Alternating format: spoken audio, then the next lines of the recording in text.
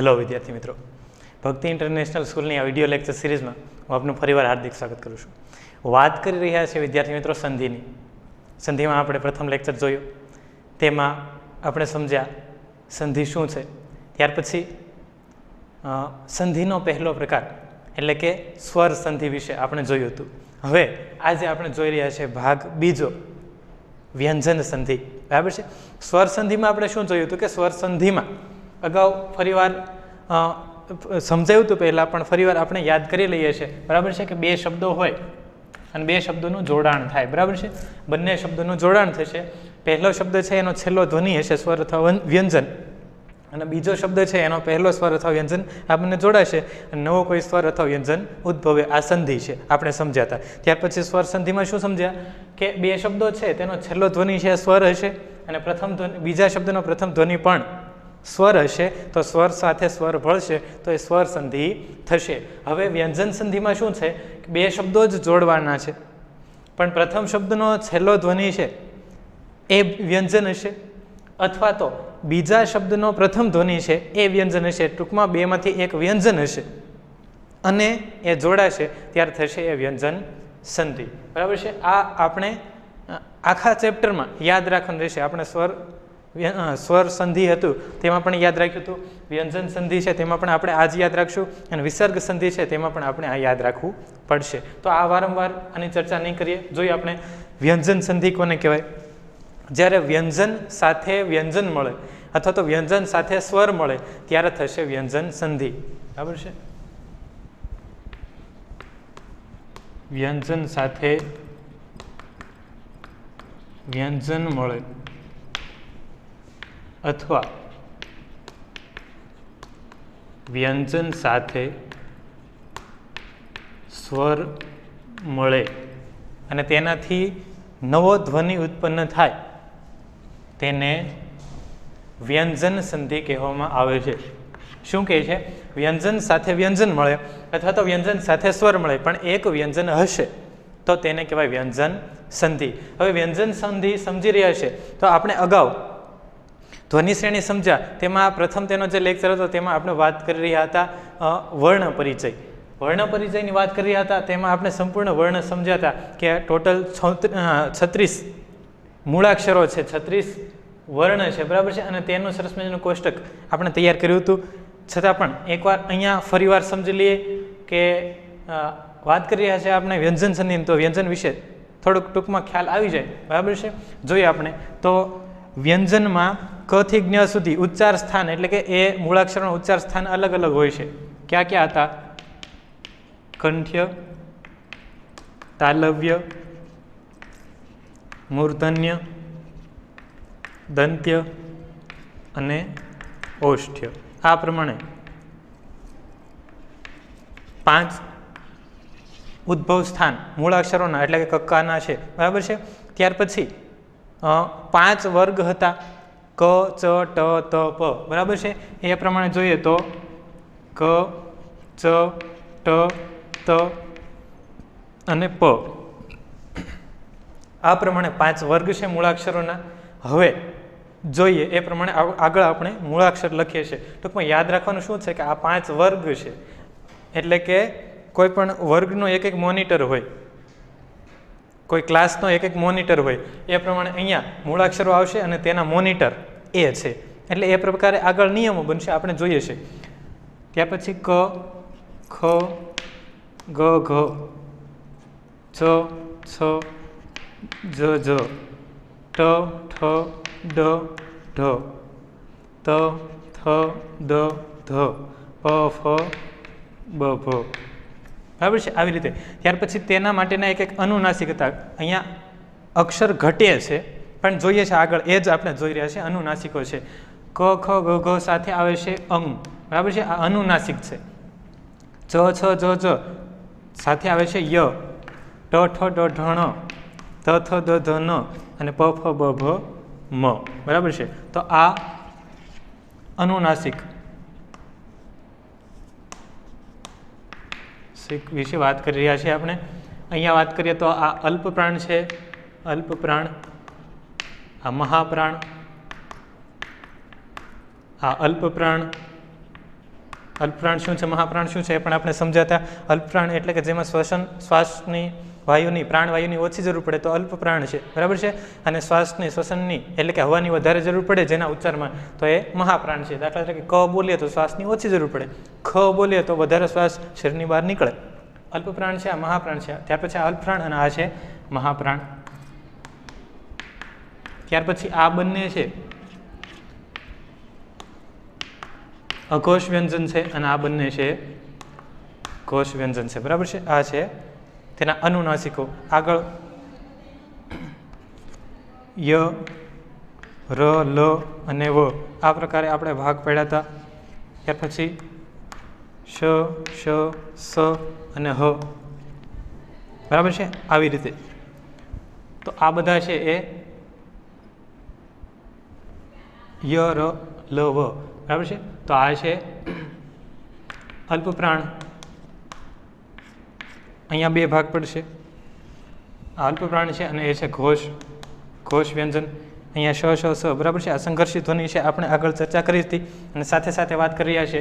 આ લાઈન છે તે અઘોષ ધ્વનિ છે, મહાપ્રાણ છે, બરાબર છે. મહાપ્રાણ મોજ લખેલું છે, બરાબર. ત્યાર પછી આ છે ઘોષ ધ્વનિ હ અને એ છે અલ્પપ્રાણ.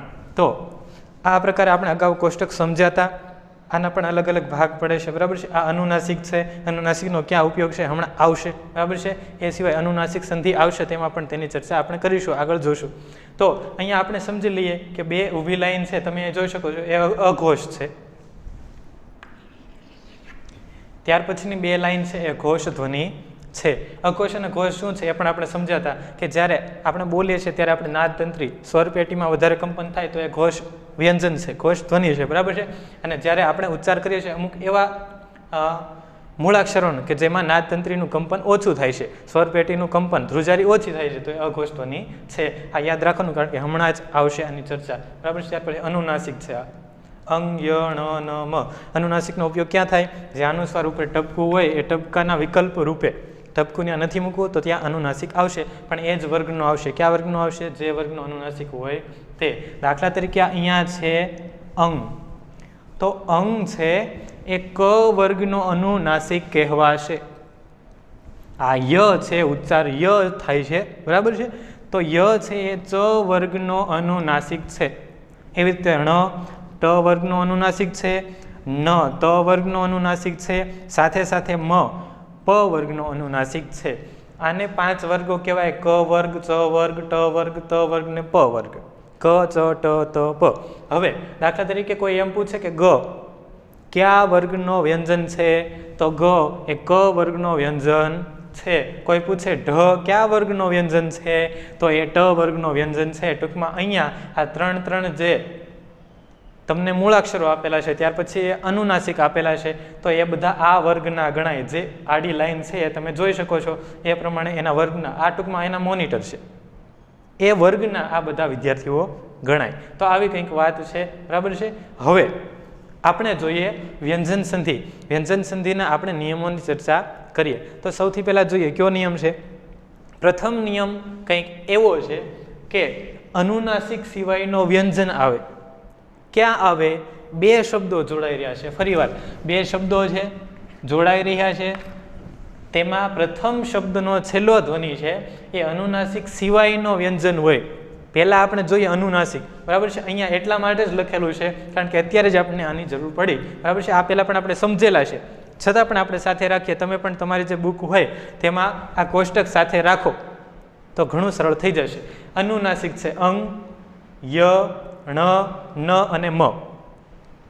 આ સિવાયનો વ્યંજન, આ બધા વ્યંજન છે એ સિવાયના, તો આ નહીં આવવું જોઈએ. આના સિવાયનો કોઈ પણ વ્યંજન ક્યાં આવવો જોઈએ? પ્રથમ શબ્દનો છેલ્લા ધ્વનિમાં. ત્યાર પછી પાછળ શું આવતું હોય? કોઈ પણ સ્વર આવતો હોય અથવા તો ઘોષ વ્યંજન આવતો હોય. તો પહેલા સમજીએ સ્વર. સ્વર કેટલા છે? 13 છે, બરાબર છે. જુઓ અહીંયા લખું છું, અહીંયા ધ્યાન આપજો. આ રસ્વઈ, દીર્ઘઈ, રસ્વઉ, દીર્ઘઉ, રૂ, એ, ઐ, ઓ, ઔ, અને અહ, બરાબર છે. આ શું છે? સ્વર છે, બરાબર. આપણે આની સારી જાણકારી આપણને છે જ તે. તો આ સ્વર અથવા તો શું આવતું હોય? ઘોષ વ્યંજન. હવે ઘોષ વ્યંજન ક્યાં છે? જુઓ પાછું કોષ્ટક આપણને ખૂબ કામ લાગશે, બરાબર છે. આ સાથે જ રાખજો અને હું તો કહું છું એને યાદ રાખી લ્યો એટલે ખ્યાલ આવે. જો ઘોષ વ્યંજન પહેલી બે નહીં, બીજી બે લાઈન છે, ગ, ઘ, જ, જ, ડ, ઢ, દ, ધ, બ, ભ. આમાંથી કોઈ પણ હશે, આની વાત નથી થતી. પહેલી બે લાઈન નહીં, તેના પછીની બે લાઈન એ ઘોષ વ્યંજન છે. એટલે અહીંયા શું કહે છે? અહીંયા કહે છે કે અનુનાસિક સિવાયનો વ્યંજન પહેલાં એની ધ્વનિ આવતી હશે, બીજા શબ્દની શરૂઆતમાં શું હશે? કાં તો સ્વર હોય અથવા તો ઘોષ વ્યંજન અહીંયા કહ્યા એ પ્રમાણે હોય. તો જ્યારે સંધિ થાય ત્યારે તેનો નિયમ શું લાગુ પડે? તેનો નિયમ એ લાગુ પડશે કે ચેન્જ થશે આ પહેલામાં. શું ફેરફાર થશે? અનુનાસિક સિવાયનો વ્યંજન જે મૂકેલો હશે, એટલે કે કોઈ પણ ત્યાં એવો વ્યંજન મૂકેલો હશે જે અનુનાસિક નથી. દાખલા તરીકે ત્યાં હશે ગ, બરાબર છે. ત્યાં શું હશે? ગ. તો નિયમ કંઈક એવો છે કે અનુનાસિક સિવાયનો જે વ્યંજન હોય તે વ્યંજન કયા વર્ગનો છે? કયા વર્ગનો છે? ક વર્ગનો છે. એ ક વર્ગનો ત્રીજો વ્યંજન મૂકવાનો. કેટલા મૂકવાનો? ત્રીજો. ફરીવાર બોલું છું, જ્યારે આવી રીતની સંધિ હોય એટલે કે પહેલાં શું હોય? અનુનાસિક સિવાયનો વ્યંજન, પછી વત્તા બીજો શબ્દ કેવો હોય? સ્વર અથવા ઘોષ વ્યંજન. તો ફરક ચેન્જ શેમાં થશે? પહેલા શબ્દના ધ્વનિ છે તેમાં ચેન્જ થશે. શેમાં? અનુનાસિક સિવાયનો વ્યંજન. તો અનુનાસિક સિવાયના વ્યંજનમાં શું મૂકશું? તો તેમાં પહેલાં જોવાનું કે અનુનાસિક સિવાયનો વ્યંજન કયો મૂક્યો છે, બરાબર છે. દાખલા તરીકે ઉદાહરણ તરીકે ક મૂક્યો હોય તો એવું કરવાનું, ગ મૂક્યો હોય તો એવી રીતનું કરવાનું કે અનુનાસિક સિવાયનો જે વ્યંજન છે વ્યંજન જે વર્ગનો હોય તે વર્ગનો ત્રીજો અક્ષર મૂકવાનો. અહીંયા આ પહેલો અક્ષર છે, આ બીજો અક્ષર, આ ત્રીજો અક્ષર. દાખલા તરીકે ગ મૂક્યો હોય, અનુનાસિક સિવાયનો વ્યંજન ગ મૂક્યો છે, તો તે કયા વર્ગનો છે? તે ક વર્ગનો છે. તો એ વર્ગનો કેટલામો અક્ષર મૂકવાનો? ત્રીજો. આ પહેલો, આ બીજો અને આ ત્રીજો, એટલે ગ ત્યાં આવશે. દાખલા તરીકે છ હોય, અનુનાસિક સિવાયનો વ્યંજન છ મૂકેલો છે, બરાબર છે. તો છ કયા વર્ગનો વ્યંજન છે? છ ત વર્ગનો વ્યંજન છે. તો ત્યાં શું મૂકવાનું? જે વર્ગ હોય એ વર્ગનો ત્રીજો વ્યંજન. આ છ પહેલો, છ બીજો ને જ ત્રીજો, એટલે આ મૂકવાનો થશે. અનુનાસિક સિવાયનો વ્યંજન વત્તા સ્વર અથવા તો ઘોષ વ્યંજન. તો તેમાં ફરક ચેન્જ શેમાં થશે? ચેન્જ થશે પહેલા શબ્દનો જે ધ્વનિ છે, બરાબર છે. અનુનાસિક સિવાયનો વ્યંજન એ કયા વર્ગનો છે? એ વર્ગનો ત્રીજો વર્ણ કે અક્ષર ત્યાં મૂકવાનો થશે. બાકી બીજું કંઈ પણ ચેન્જ થશે નહીં. જો એક નિયમ ફરીવાર જોઈ લો, અનુનાસિક સિવાયનો વ્યંજન વત્તા સ્વર અથવા તો ઘોષ વ્યંજન. તો તેમાં શું કરવાનું? અનુનાસિક સિવાયનો વ્યંજન છે, બરાબર છે,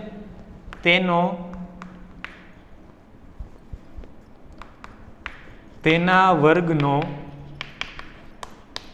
ત્રીજો વ્યંજન મૂકવાનો અહીંયા, બરાબર છે. જે અનુનાસિક સિવાયનો વ્યંજન આવ્યો ત્યારે શું કરવાનું? એ વ્યંજન કયા વર્ગનો છે? જે વર્ગનો હોય તે વર્ગનો ત્રીજો વ્યંજન મૂકવાનો. આ ત્રીજો વર્ગ એટલે એક અલ્પપ્રાણ, પછી મહાપ્રાણ, પછી અલ્પપ્રાણ જે આવ્યું ને ત્રીજું, તેની જ વાત થાય છે, બરાબર છે. તે ત્રીજો મૂકવાનો, એ એક જ વ્યંજન મૂકવાનો. ત્યાર પછી પાછળ સ્વર જેવું હોય એવો સ્વર એવો ને એવો જ મૂકી દેવાનો. અથવા તો સ્વર ના આવ્યો તો શું આવ્યું હોય? ઘોષ વ્યંજન. તો ઘોષ વ્યંજન પણ એવી જ રીતે મૂકી દેવાનો. આ પ્રથમ નિયમ થયો. શું કહે છે? અનુનાસિક સિવાયનો વ્યંજન પ્લસ સ્વર અથવા તો ઘોષ વ્યંજન. તો શું કરવાનું? અનુનાસિક સિવાયનો જે વ્યંજન આવ્યો છે એ જોવાનું, એ કયા વર્ગનો છે? ક, ચ, ટ, ત, પ. આ 5 વર્ગમાંથી કોઈ એક વર્ગનો હશે તો એ વર્ગનો ત્રીજો વ્યંજન ગોતવાનો, એ મૂકવાનો. પાછળ શું આવશે? સ્વર હોય તો સ્વર, ઘોષ વ્યંજન હોય તો ઘોષ વ્યંજન. એઝ ઇટ ઇઝ, એમાં ચેન્જ કરવાનું થાય નહીં. દાખલા તરીકે આપણે જોઈએ જગત ઈશ, બરાબર છે. તો હવે જુઓ અહીંયા, બરાબર, અહીંયા છે ત. એ શું છે? અનુનાસિક સિવાયનો વ્યંજન. અનુનાસિક ક્યાં છે? અંગ, ય, ણ, ન, મ. આ 5 અનુનાસિક છે. તો અનુનાસિક સિવાયનો વ્યંજન છે કે નહીં જોઈએ. પહેલા આ ત, આમાં ગોતીએ. ક્યાં છે ભાઈ? તો અહીંયા છે, બરાબર છે. અનુનાસિક છે? ના, એ અનુનાસિક ને અનુનાસિક અહીંયા છે. એ પહેલા જ જોયું, અંગ, ય, ણ, ન, મ, બરાબર છે. તો એ શું થયું? અનુનાસિક સિવાયનો એ વ્યંજન થયો. એટલે એક નક્કી થયું. પછી બીજું શું સાથે જોડેલું છે?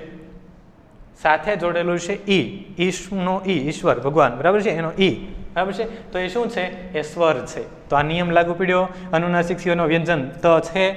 શા માટે છે? કારણ કે અહીંયા ખોડો છે, અધૂરો છે, તેની પાછળ અ બોલવાનો થતો નથી. જો અ બોલશું તો અનુનાસિક સિવાયનો વ્યંજન ન કહેવાય, તો એ શું કહેવાય?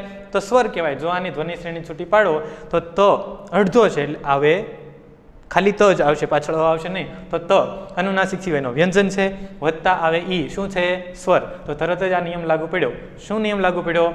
તેના વર્ગનો ત્રીજો વ્યંજન પ્લસ સ્વર વ્યંજન જે હોય તે. એટલે જોઈએ ત છે, તો એ કયા વર્ગનો વ્યંજન છે?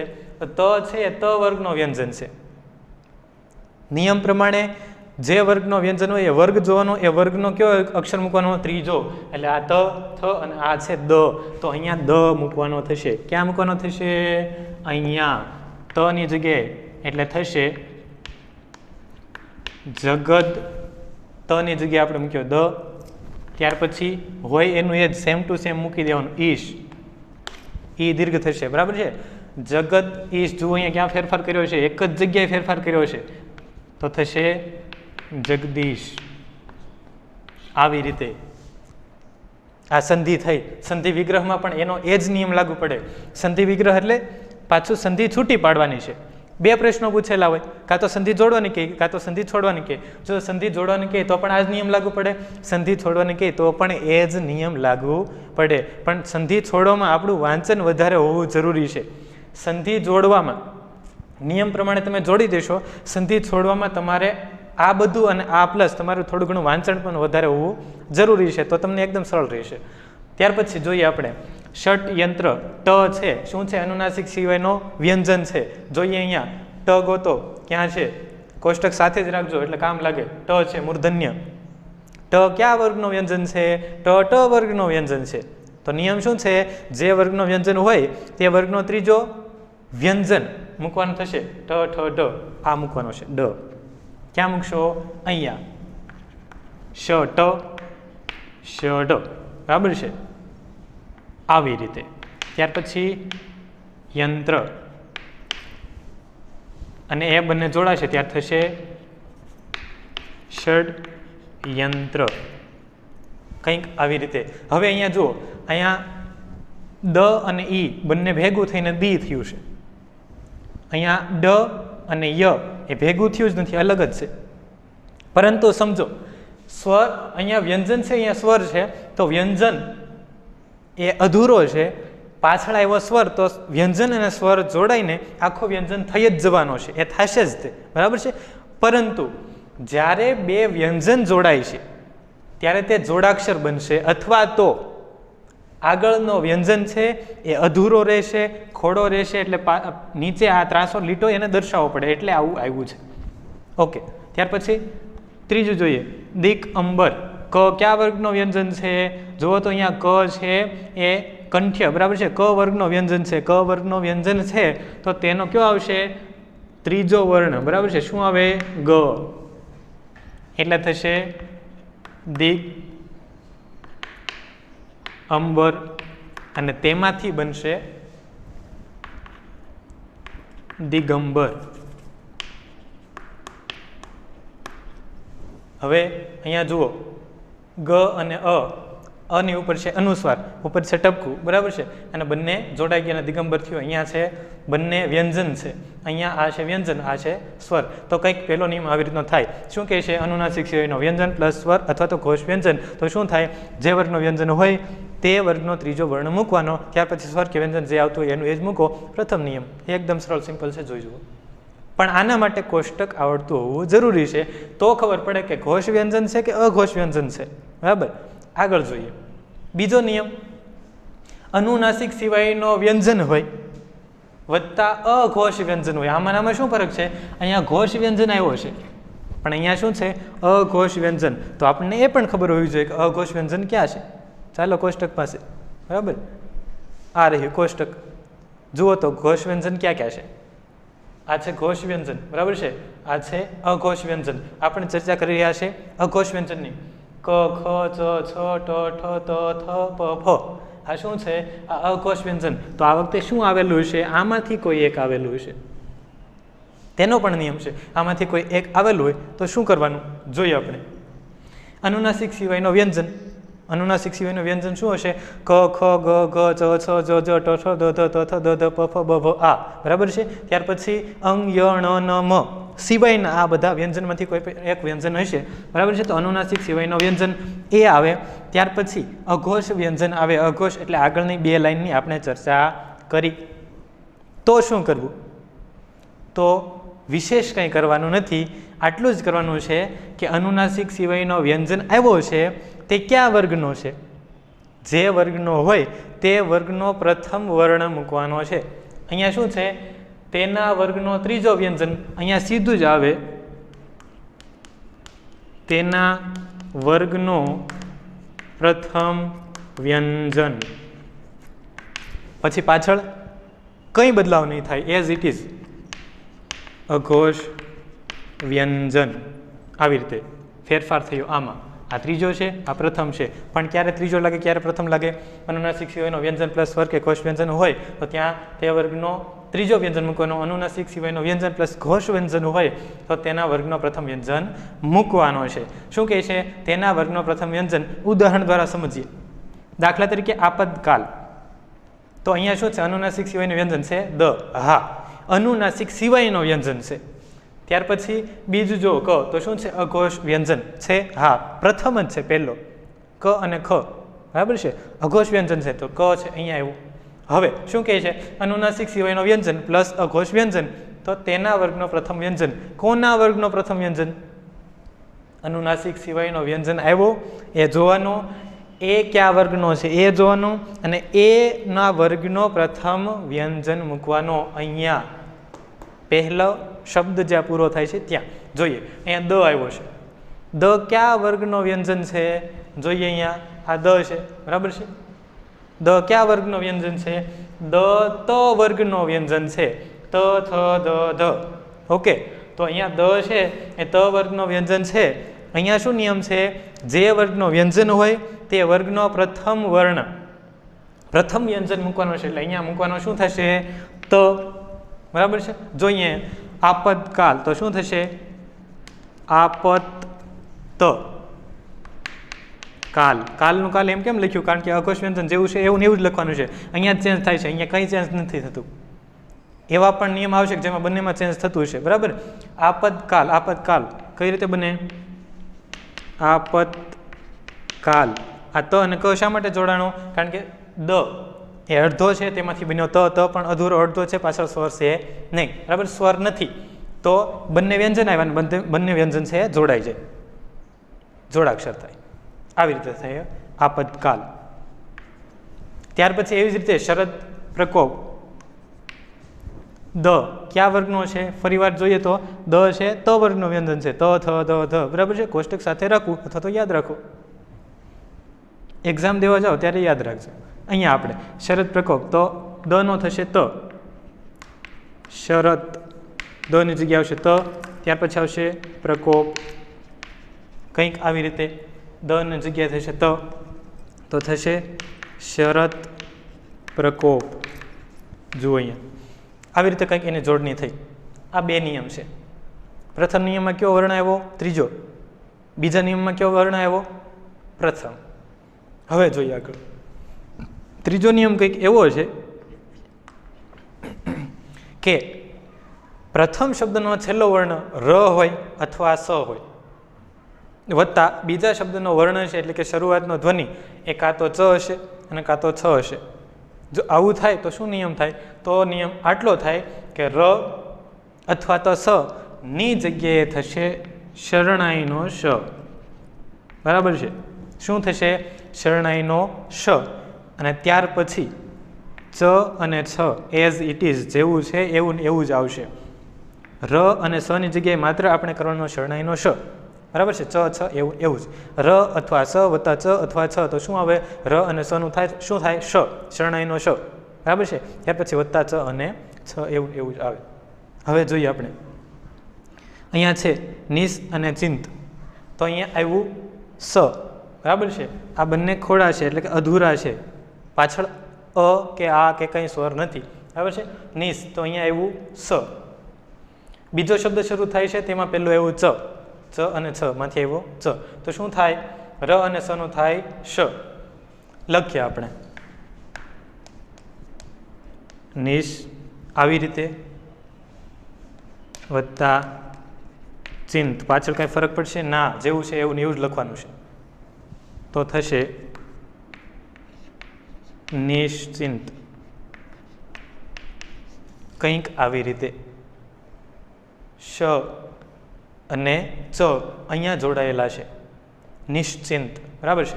એવી રીતે અહીંયા આવ્યો સ, અહીંયા આવ્યો ચ, તો એ પણ થશે નિશ.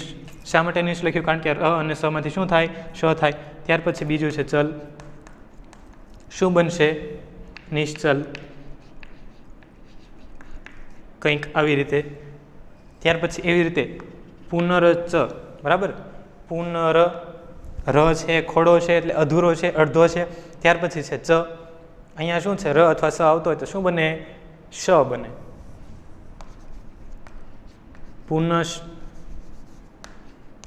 આવી રીતે એ પણ અધૂરો છે પણ અડધો છે, અને ત્યાર પાછળ છે ચ, તો બનશે પુનશ્ચ. આવી રીતે શ અને ચ, શ અને ચ, શ અને ચ, શ અને ચ જોડાયેલા છે, બરાબર છે. શું નિયમ છે?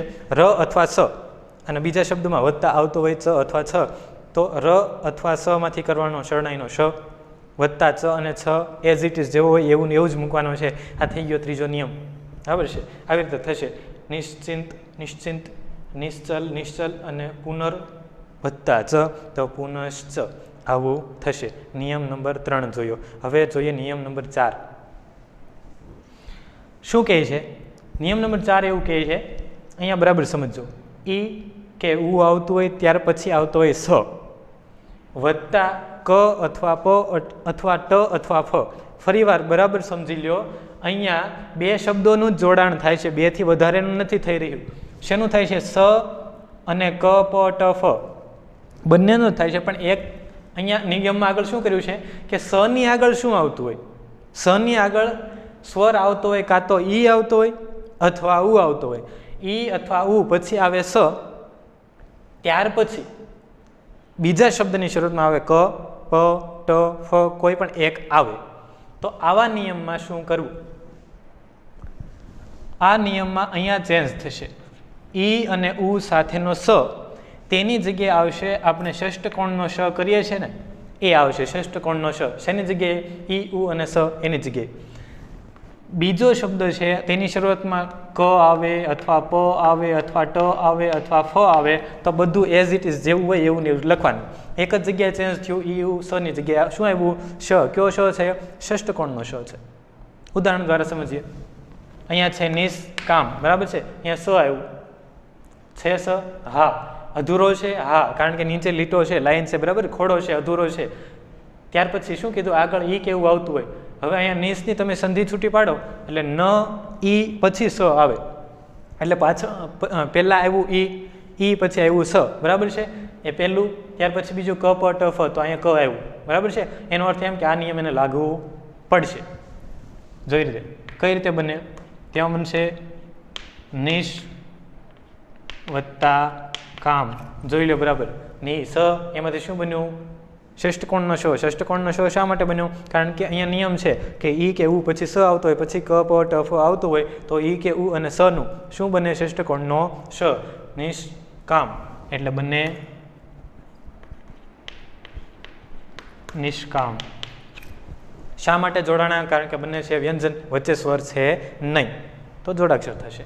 ત્યાર પછી દુષ્પ્રાપ્ય. આમાં પહેલાં આવે ઉ, પછી આવે સ, બરાબર છે. ધ્વનિ શ્રેણી છૂટી પાડો અને પછી છે પ્ર, બરાબર છે. ક પ ટ, અહીંયા પ આવ્યું, તો તેમાં પણ થશે દુષ વત્તા પ્રાપ્ય, તો થશે દુષ્પ્રાપ્ય. દુષ્પ્રાપ્ય, બરાબર છે. શું ચેન્જ થયો? સ ની જગ્યાએ આવ્યો ષષ્ઠકોણનો શ. ત્યાર પછી ત્રીજો શબ્દ છે નિસ વત્તા ફળ. તેમાં પણ ન પછી ઈ આવે, પછી આવે સ, એટલે ઈ ઉ પછી સ આવે, તો એની જગ્યાએ શું થાય? તેની જગ્યાએ થાય ષષ્ઠકોણનો શ. પણ ક્યારે? પાછળ શું આવતું હોય? ક પ ટ ફ, કંઈ પણ એક આવવું જોઈએ, બરાબર છે. અહીંયા આવે છે ફ આવે છે, તો અને ફળ તો થશે નિષ્ફળ.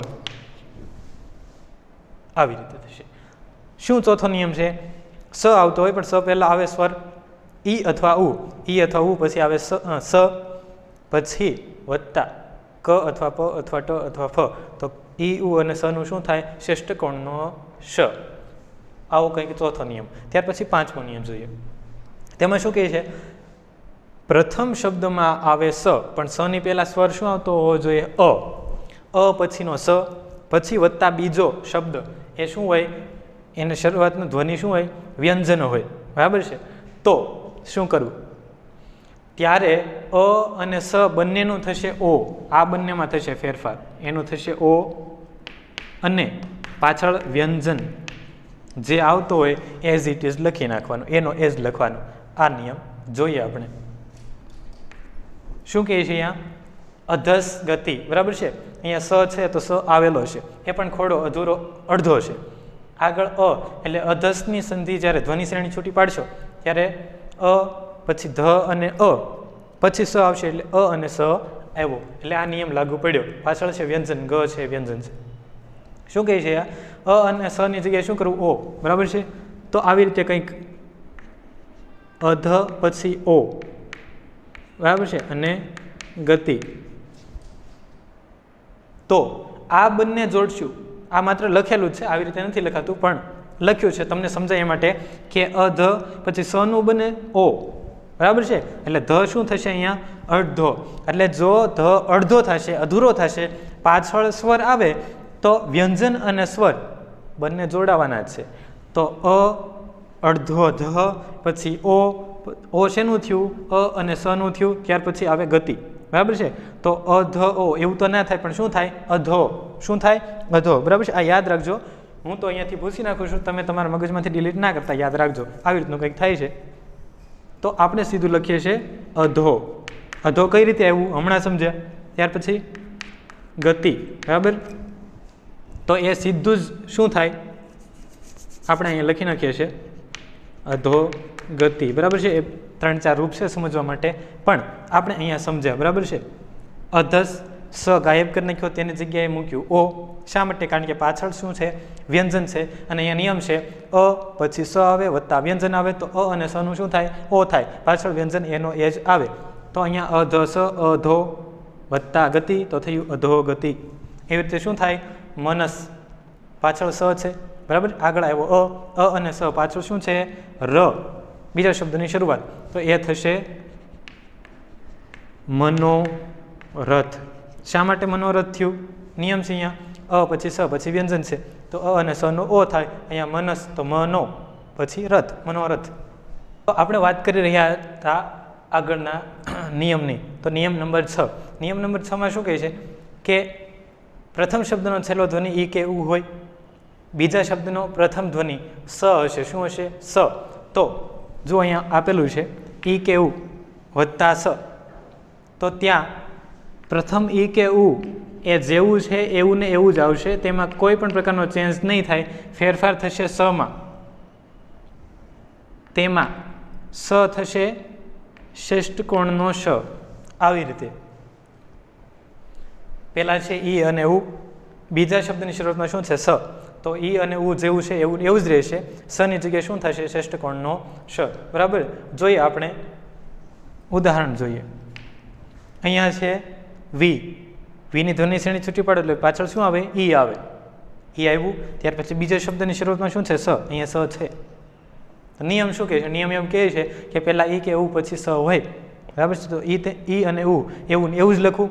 સનું શું થાય? શ થાય. જોઈએ આપણે વિષમ. બરાબર છે? અહીંયા છે વિષમ. વી વત્તા સનું શું થયું? શ અને મ. કંઈક આવી રીતે. તો શું થાય? વિષમ. આવી રીતે બને. ઈ કે ઉ વત્તા સ ઈ ઉ એવું ને એવો જ આવશે. સ નો થશે ષષ્ઠકોણનો શ. વિષમ. બરાબર છે? વિષમ અને થયું વિષમ.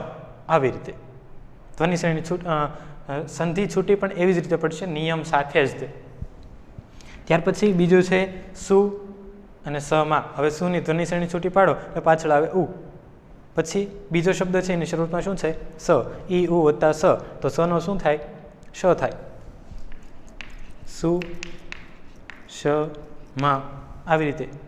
અને સંધિ શું થશે? સુ શ માં.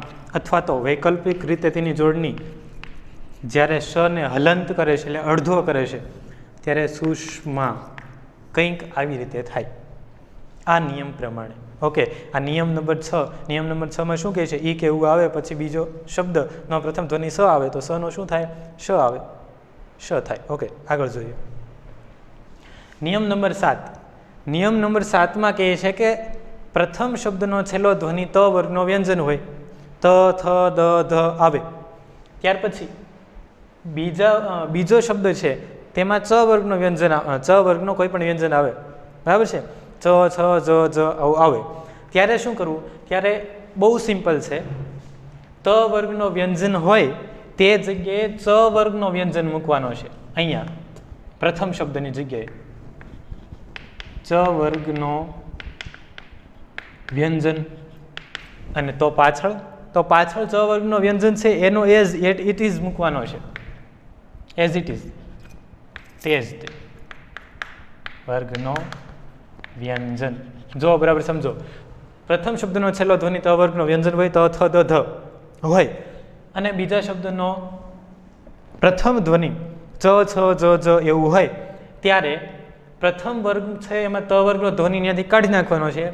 ત્યાંથી ચ વર્ગનો વ્યંજન અહીંયા જે હોય એનો એ જ અહીંયા મૂકવાનો છે, અને અહીંયા જે હોય એ તો રાખવાનો જ છે. એનો અર્થ એવો થાય કે આ સંધિમાં ચ વર્ગનો ધ્વનિ છે જે વ્યંજન હોય એ બેવડાય, એટલે કે રિપીટ થાય, એટલે કે 2 વાર લખાય. કઈ રીતે? જુઓ, સત વત્તા જન, બરાબર છે. અહીંયા છે ત વર્ગનો વ્યંજન છે, ત વર્ગમાં ત થ દ ધ, આ છે ત, બરાબર છે. પાછળ છે જ એ છે ચ વર્ગનું વ્યંજન, ચ છ જ જ, બરાબર છે, ત અને જ. તો શું અહીંયા કીધું છે? ત વર્ગના વ્યંજનની જગ્યાએ ચ વર્ગનો વ્યંજન મૂકો. કયો? અહીંયા હોય તેનો તે જ અહીંયા મૂકી દેવાનો, એટલે અહીંયા તો બીજો વાર હોવાનો જ છે, બરાબર છે. દાખલા તરીકે અહીંયા આપેલું છે, સતમાંથી શું થશે? આ જ મૂકવાનો છે અહીંયા, એટલે કે જ આવ્યો છે એ જ અહીંયા મૂકવાનો છે, પણ કેવો? અધૂરો, અડધો, કારણ કે અહીંયા અધૂરો ને અડધો જ છે. પછી આવશે જ ન, કંઈક આવી રીતે, બરાબર છે. તો સંધિ થશે તો કઈ રીતે થશે? સજ્જન. જુઓ બરાબર, આવી રીતે સજ્જન બન્યું છે. સતજનમાંથી સદજન, પછી સજ્જન, આવી રીતે બને છે. ત્યાર પછી એવી જ રીતે અહીંયા એ જ નિયમ લાગુ પડશે. અહીંયા ત થ દ ધ ત વર્ગનો વ્યંજન છે, પછી ચ વર્ગનો વ્યંજન છે, ચ છ જ જ, બરાબર છે. તો શું થશે? અહીંયા તની જગ્યાએ ચ વર્ગનો વ્યંજન, એટલે કે જ નો જ આવશે. ઉજ જ્વલ, આવી રીતે. અહીંયા પણ જ આવી ગયો, આ અહીંયા જ છે, અહીંયા આવ્યો, આ અહીંયા જ છે, અહીંયા આવ્યો, બરાબર છે. જની જગ્યાએ ચ વર્ગનું કોઈ પણ વ્યંજન હોય તો એવી જ રીતે બેવડાશે. ચ છ જ જ, ચારમાંથી કોઈ પણ આવી રીતે જ ચેન્જ થશે. પણ ક્યારે? પહેલો ત વર્ગનું વ્યંજન હોવો જોઈએ અને બીજો છે એ ચ વર્ગનું વ્યંજન હોવો જોઈએ, ત્યારે જ. તો આની ધ્વનિ, આની સંધિ થશે ઉજ્જવલ, આવી રીતે. બંને જ ભેગા થયા. શા માટે ભેગા થઈ ગયા? કારણ કે અહીંયા તો અડધો છે એની જગ્યાએ જ આવ્યું તો જ પણ અધૂરો, અડધો છે, પાછળ સ્વર છે નહીં. ઓકે, તો આ થયો 7મા નંબરનો નિયમ. એકદમ સરળ, સિમ્પલ છે. ચ વર્ગનો વ્યંજન છે બેવડાશે, રિપીટ થશે, 2 વાર આવશે. ત્યાર પછી 8 નંબરનો નિયમ, ત અને શ. જ્યારે પ્રથમ શબ્દનો છેલ્લો ધ્વનિ ત હોય, બીજા શબ્દનો પ્રથમ ધ્વનિ શ હોય, ત્યારે ત અને શ બંને બદલાઈ જશે. તેની જગ્યાએ થશે ચ અને છ. શું થશે? ચ અને છ. તની જગ્યાએ ચ મૂકવાનો અને શની જગ્યાએ છ મૂકવાનો. ઉચ્ચારમાં પણ આવું થાય અને લેખિતમાં પણ આવું થાય. શું થાય? ત અને શની જગ્યાએ ચ છ, ત શની જગ્યાએ ચ છ. દાખલા તરીકે ઉત શ્વાસ, બરાબર સમજો. ઉત અહીંયા ત છે, બરાબર છે.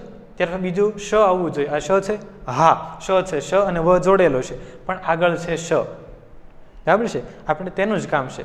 બીજા શબ્દનો શરૂઆતનો ધ્વનિ હોય તેની જ વાત થઈ રહી છે. એટલે બીજા શબ્દનો શરૂઆતનો ધ્વનિ શું છે?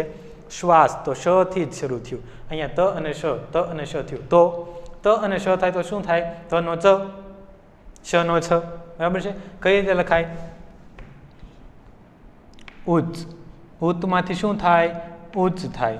ત્યાર પછી શ્વાસ, શની જગ્યાએ શું થશે? છ થશે, એટલે છ્વાસ. આવી રીતે લખાય, બરાબર છે? ઉચ્ચ શ્વાસ. તો હવે આની સંધિ થશે ઉચ્છ્વાસ, આવી રીતે ઉચ્છ્વાસ, બરાબર છે? ઉચ્છ્વાસ નિયમ કયો લાગુ પડ્યો? ત શ હોય તો ચ છ થાય. અહીંયા ત છે, અહીંયા શ છે, તો શું થાય? ચ અને છ. ઉ ત ઉ ચ. શ્વાસ શ્વાસ, બંને જોડે શું થયું? ઉચ્છ્વાસ. ત્યાર પછી બીજો એવો શબ્દ, અહીંયા ત છે અને અહીંયા શ છે, એની પણ સંધિ એવી રીતે થશે. સ તની જગ્યાએ શું થાય? સ ચ વત્તા શાસ્ત્રની જગ્યાએ શું થાય? છાસ્ત્ર. કે સાહેબ આવું થાય? હા, નિયમ પ્રમાણે આવું જ થાય છે. આગળ સમજાવવું પછી. સત શાસ્ત્ર, સ ચ છાસ્ત્ર, અને બંને આપણે શબ્દ જોડીએ તો થાય સચ્છાસ્ત્ર.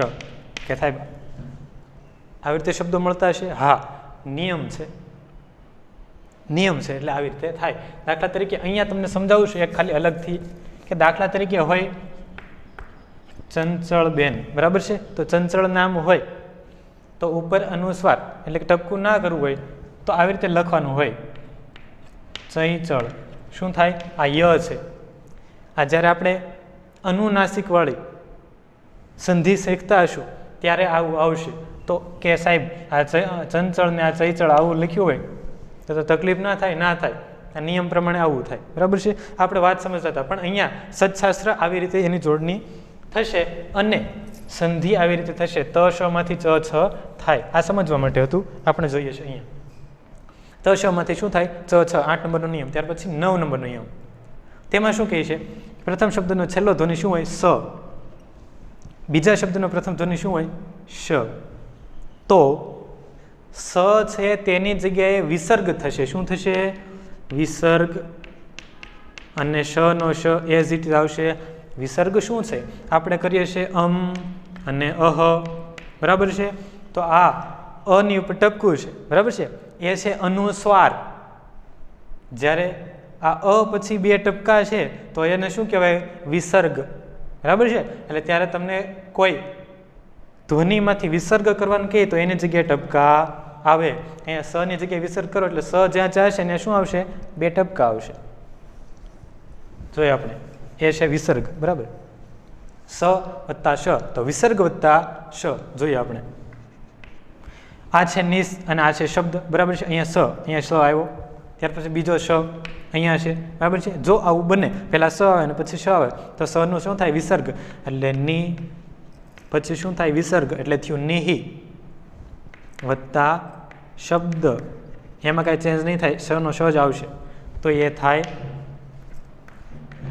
નિહિ શબ્દ. આવી રીતે. ત્યાર પછી અહીંયા પણ સ આવ્યો છે, પછી સ પછી શ આવ્યો છે, તો સ અને શ ભેગા થયા.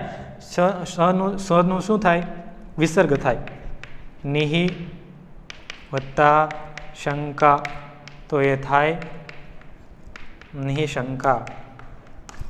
આવી રીતે સ વત્તા શ, સ નો થઈ ગયો વિસર્ગ, શ એવો ને એવો જ આવે, બરાબર છે? તો નિસ શબ્દ નિશબ્દ, નિશંકા નિશંકા, આવી રીતે કંઈક એનો નિયમ છે. નિયમ નંબર 9. હવે નિયમ નંબર 10 જોઈએ. શું કહે છે એમાં? રત.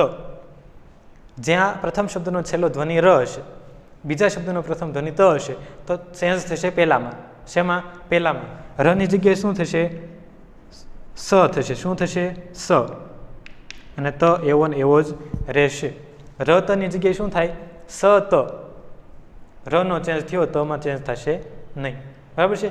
ઉદાહરણ જોઈએ. અંતર તત્વ. અંતર તત્વ, તો છેલ્લે ર આવ્યું, બીજા શબ્દની શરૂઆતમાં ત આવ્યો, પહેલા શબ્દને છેડે ર, બીજા શબ્દની શરૂઆતમાં ત, તો ર માંથી શું થશે? સ. ર ત નું શું થાય? સ ત, બરાબર છે? લખીએ આપણે. અંતર તો અંત સ, બરાબર છે? તત્વનું તત્વ, તો શું થશે?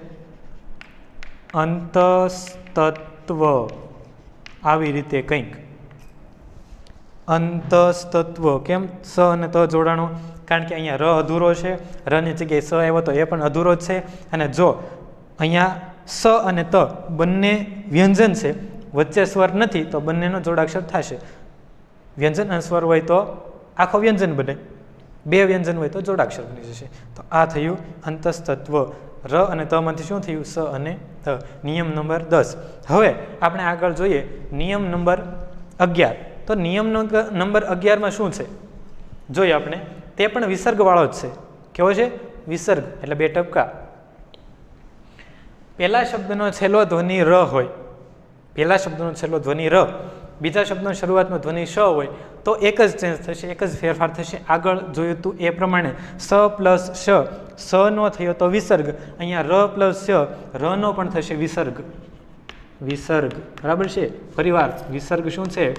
અહ અને કહ, પાછળ જે ટપકા છે વિસર્ગ છે એટલે ર ની જગ્યાએ શું આવશે? વિસર્ગ, બે ટપકા આવશે, વત્તા શ નો શ, એઝ ઇટ ઇઝ જેવો છે એવો જ આવશે. દાખલા તરીકે અંતર પ્લસ શોક બરાબર છે તો શું થશે? અંતરની જગ્યાએ શું થશે? અંતઃ. કેમ ભાઈ અંતઃ થયું? કારણ કે રની જગ્યાએ શું આવે? વિસર્ગ, નિયમ પ્રમાણે.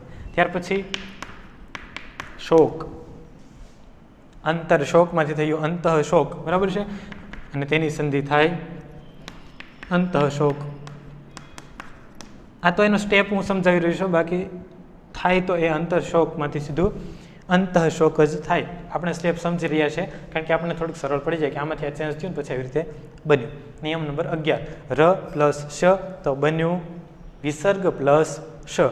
ત્યાર પછી વ્યંજન સંધિનો એમ કહી શકાય કે અહીંયા આગળ 12મો અને છેલ્લો નિયમ. તો તેમાં કંઈક એવું છે કે ત પ્લસ લ એટલે પ્રથમ શબ્દનો છેલ્લો ધ્વનિ શું આવે? ત. બીજા શબ્દનો પ્રથમ ધ્વનિ શું આવે? લ. તો આગળનો ત છે તેમાં ચેન્જ થશે, તનું લ થશે. શું થશે? લ. પણ કેવો? અધૂરો, અડધો, કારણ કે અહીંયા પણ અધૂરો છે બરાબર છે. લ પ્લસ લ, ત પ્લસ લ તો લ પ્લસ લ બરાબર છે. જોઈએ આપણે ત વત્તા લી ન બરાબર છે. ત અહીંયા આવ્યો છે, હા આવ્યો છે.